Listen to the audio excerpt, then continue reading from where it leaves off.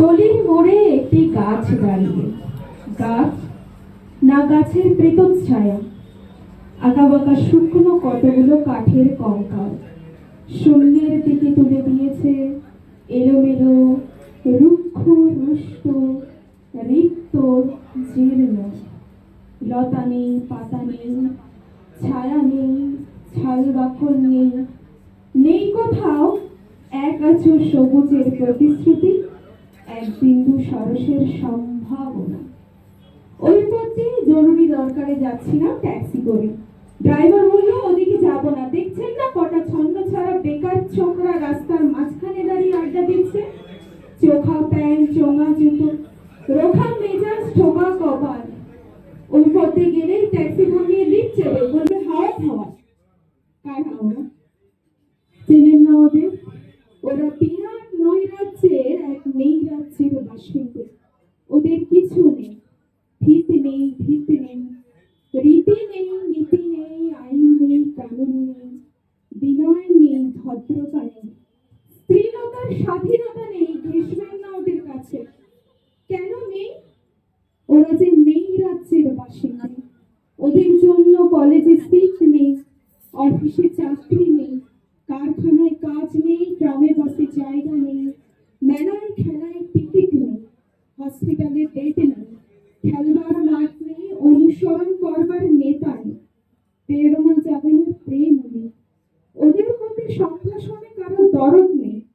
ঘরে বাইরে উদাহরণ যা আছে তা ক্ষুধাহরণের সুধাক্ষরণের উদাহরণ নয়, তা সুধাহরণের ক্ষুধা ধরনের উদাহরণ।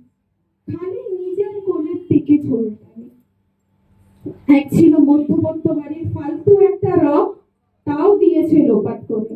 তাই আজ এসে দাঁড়িয়েছে সড়কের মাঝখানে। কোত্থেকে আসছে সেই অতীতের স্মৃতি নেই, কোথায় দাঁড়িয়ে সেই বর্তমানের গতি নেই, কোথায় চলেছে নেই সেই ভবিষ্যতের ঠিকানা। সেই চিনক্ষেত, মণিহীন চোখ, চোখহীন মুখ, একটা স্ফুলিঙ্গহীন ভিজে বারুদের স্তূপ। আমি বললাম, না, আমি ওই দিক দিয়ে যাবো, ওটাই আমার শর্টকাট। ওদের কাছে যেতেই মুখ বাড়িয়ে জিজ্ঞেস করলাম, তোমাদের ট্যাক্সি লাগবে? লিফট চাই?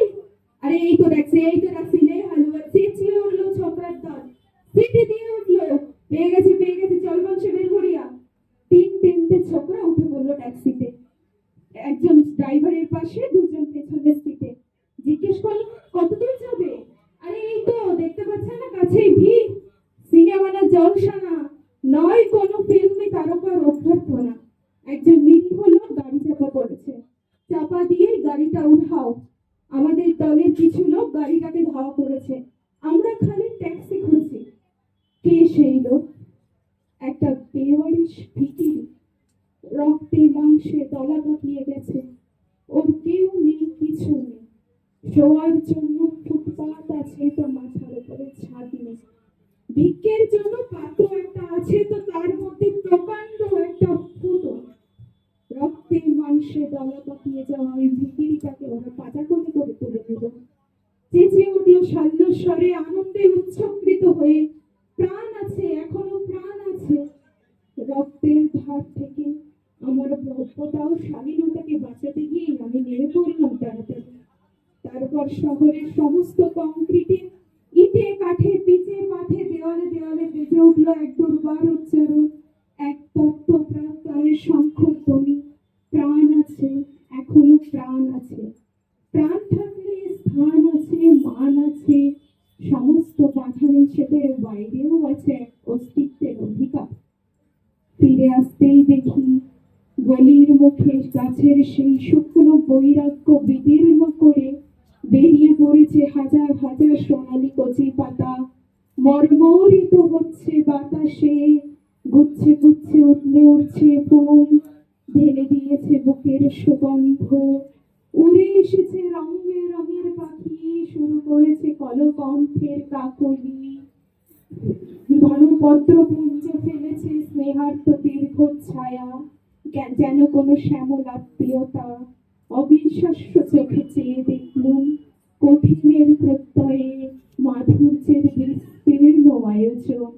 প্রাণ আছে, এখনো প্রাণ আছে। সম্পদ, এক ক্ষয়হীন আশা, এক মৃত্যুহীন